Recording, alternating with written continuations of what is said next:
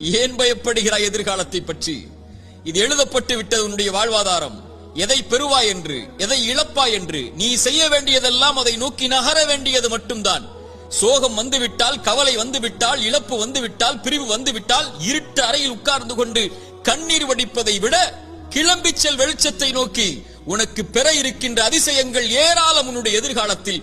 அதை நோக்கி செல் என்பதுதான் இறைவனும் இறை தூதரும் நமக்கு காட்டக்கூடிய வழி. மூசாவுடைய தாயிடமிருந்து பாடம் படிப்போம் வாருங்கள். மூசாவுடைய தாய் ஒரு ஆண் குழந்தையை பெற்றெடுக்கிறாள். எப்படிப்பட்ட காலம்!